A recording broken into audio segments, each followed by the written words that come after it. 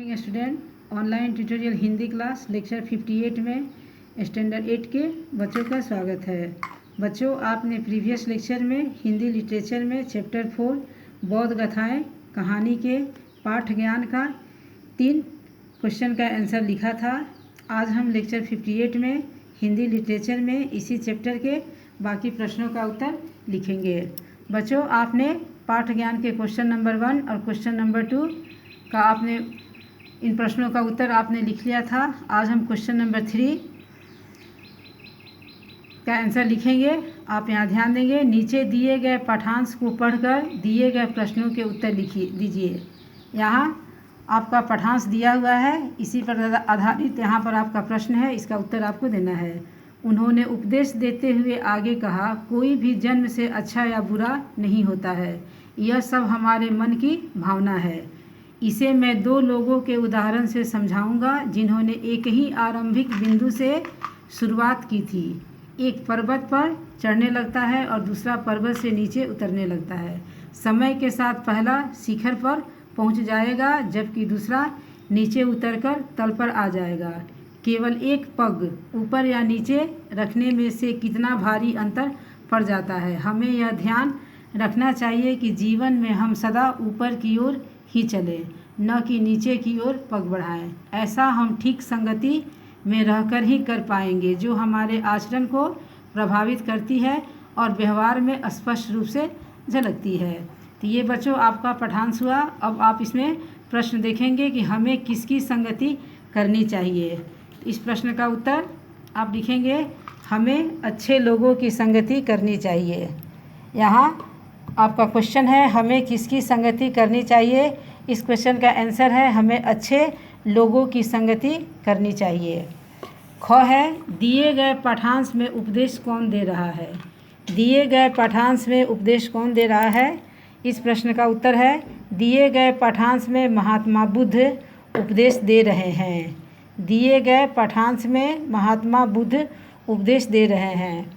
यहाँ question number ग देखेंगे, ठीक संगति से हमें क्या लाभ है। ठीक संगति से हमें क्या लाभ है। इस प्रश्न का उत्तर होगा, ठीक संगति से हमें यही लाभ है कि यह हमारे आचरण को प्रभावित करता है और हम सफलता की ओर अग्रसर होते हैं। ठीक संगति से हमें यही लाभ है कि यह हमारे आचरण को प्रभावित करता है और हम सफलता की ओर अग्रसर होते हैं। तो बच्चों, आपने क्वेश्चन नंबर 3 पाठांश को पढ़ा और उस पर आधारित प्रश्नों का उत्तर भी आपने लिखा। अब आप यहाँ शब्द ज्ञान पर ध्यान देंगे। यहाँ आपको शब्द परिवार बनाना है। जैसे आप गंध है, आप यहाँ एग्जाम्पल देख रहे हैं, सुगंध है। इसी तरह आप दुर्गंध, निर्गंध, ऐसे भी जो भी आपको शब्द मिले आप बना सकते हैं। यहाँ ख है, धर्म है, तो आप इसको अधर्म बना सकते हैं, राजधर्म बना सकते हैं, प्रीति धर्म भी हो सकता है। यहाँ जय है, इसका आप सुजय बना सकते हैं, विजय बना सकते हैं और पराजय। यहाँ योग है, इसे आप शब्द होगा सहयोग, प्रयोग और उपयोग। अब यहाँ आप विलोम शब्द देखेंगे। विलोम शब्द यानी विपरीत शब्द। सबसे पहले आप विलोम शब्द की परिभाषा, आप इसका आप डिफिनेशन जानेंगे कि विलोम शब्द किसे कहते हैं। तो विपरीत यानी उल्टा अर्थ बताने वाले शब्द को विलोम शब्द कहते हैं। यहाँ सुगंध है, इसका आपको होगा दुर्गंध। यहाँ आप देखेंगे, इसका होगा दुर्गंध। उत्तर है, इसका होगा प्रश्न। मूर्ख है, इसका होगा चतुर। शांत, अशांत। मंदबुद्धि, इसका होगा कोविद। मंदबुद्धि, इसका होगा कोविद। संभव, असंभव। अस्पष्ट, अस्पष्ट। सुविधा, असुविधा। प्रवेश, निषेध। यहाँ बच्चों आप नोट ध्यान देंगे कि कई शब्दों का विलोम शब्द आरंभ में अल उपसर्ग लगाकर बनाया जाता है। जैसे आपने यहाँ देखा, शांत में अ उपसर्ग लगा, ये विलोम शब्द बन गया। यहाँ आपने संभव में अ उपसर्ग लगाया, असंभव, ये भी आपका विलोम शब्द बना। यहाँ अस्पष्ट है, इसमें भी आपने अ उपसर्ग लगाया तो अस्पष्ट, यानी यहाँ भी विलोम शब्द बना। यहाँ भी आप देख रहे हैं सुविधा है, इसमें भी आपने अ उपसर्ग लगाया तो असुविधा, ये विलोम शब्द बना। तो आपने यहाँ देखा कि कई शब्दों का विलोम शब्द बनाने के लिए हम उसके आरंभ में अ उपसर्ग लगाते हैं। अब यहाँ आप क्वेश्चन नंबर 3 देखेंगे। उपसर्ग, प्रत्यय और मूल शब्द अलग करके लिखिए। इसमें आपको उपसर्ग, प्रत्यय और मूल शब्द अलग करना है। बच्चों, आपने प्रीवियस क्लास में आपने हिंदी ग्रामर में उपसर्ग प्रत्यय के बारे में पढ़ा होगा कि उपसर्ग किसे कहते हैं। तो वह शब्दांश जो किसी मूल शब्द के पहले यानी पूर्व में जुटकर उसके अर्थ में परिवर्तन कर देता है वह उपसर्ग है। और प्रत्यय वह शब्दांश जो किसी मूल शब्द के बाद में लगकर उसके अर्थ में परिवर्तित कर देता है वह आपका प्रत्यय कहलाता है। यहाँ आप देखेंगे मूर्खता, इसमें आपका मूर्ख आपका मूल शब्द होगा और ता प्रत्यय होगा। यहाँ दुर्गंध है, इसमें आपका दुर उपसर्ग होगा और गंध आपका मूल शब्द होगा। यहाँ आप देख रहे हैं उत्साहित यानी उत्साह, इसमें मूल शब्द है और इत आप लगाएंगे तो ये आपका इत इसमें प्रत्यय है। उसके बाद आपका प्रभावित, इसमें प्रभाव आपका मूल शब्द है, इसमें इत लगाएंगे ये आपका प्रत्यय हुआ यानी प्रभावित। यहाँ प्रशिक्षित, यहाँ शिक्षित आपका मूल शब्द है, यहाँ आप देखेंगे प्र उपसर्ग है, ये आपका प्र इसमें आपका उपसर्ग है। यहाँ परिवर्तन, इसमें आप देखेंगे वर्तन, ये आपका मूल शब्द है और परि आपका उपसर्ग है, इसलिए ये परिवर्तन बना। अब आप यहाँ देख रहे हैं भाषा ज्ञान।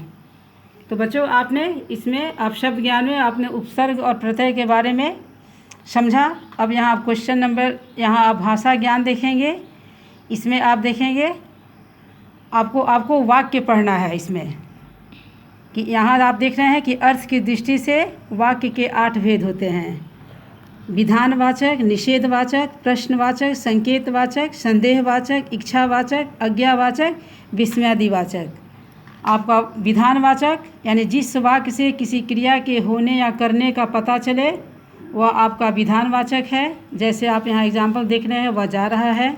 निषेधवाचक, जिस वाक्य से क्रिया के न होने या करने का बोध हो वह निषेधवाचक वाक्य कहलाता है। जैसे वह कहीं नहीं जा रहा है, इसमें नहीं यानी निषेध का मतलब नकारात्मक, निगेटिव। उसके बाद आप प्रश्नवाचक, जिस वाक्य से प्रश्न पूछने का पता चले वह निषेध प्रश्नवाचक है। जैसे तुम कहाँ गए, यहाँ आप देख रहे हैं कि वाक्य के अंत में हमेशा यहाँ आपका साइन ऑफ इंट्रोगेटिव होगा। आप जब भी आप प्रश्नवाचक यहाँ क्वेश्चन मार्क्स आपका लगा रहेगा। संकेतवाचक, जब वाक्य में एक क्रिया का होना दूसरी क्रिया पर निर्भर हो वह संकेतवाचक है। जैसे आप यहाँ एग्जाम्पल देख रहे हैं, इतनी बारिश न होती तो बाढ़ न आती, यानी कि एक क्रिया यानी बारिश का होना, बाढ़ का आना बारिश पर निर्भर है। अगर बारिश नहीं होती तो बाढ़ नहीं आती। संदेहवाचक यानी डाउट, जिस वाक्य में संदेह या संभावना का बोध हो वहाँ आपको संदेहवाचक वाक्य होता है। जैसे शायद तुम बात भूल गए, यहाँ आपको शायद लगा है, डाउट यानी संभावना बताई जा रही है, संदेह है। इच्छावाचक, जिस वाक्य से वक्ता की इच्छा, आशा, शुभकामना, आशीर्वाद आदि का बोध हो वहाँ इच्छावाचक होता है। जैसे ईश्वर तुम्हें दीर्घायु दे, यानी यहाँ आप देख रहे हैं कि वक्ता की इच्छा का बोध हो रहा है। आज्ञावाचक, जिस वाक्य से आज्ञा, आदेश, अनुमति या अनुरोध का बोध हो वह आज्ञावाचक होता है। जैसे जाओ, बाहर जाकर फल ले आओ। उसके बाद विस्मयादिबोधक है, जिस वाक्य में विस्मय, हर्ष, आश्चर्य, घृणा, शोक आदि का बोध हो वह विस्मयादिबोधक होता है। जैसे आप देख रहे हैं, अरे इतना बड़ा सांप। अब आप बच्चों यहाँ इसी के ऊपर आधारित यहाँ आपका प्रश्न है, यहाँ दिया हुआ है वाक्य, इसको आपको अर्थ की दृष्टि से इसका भेद बताना है। जैसे सब चुप होकर सोचने लगे, यह आपका विधानवाचक होगा।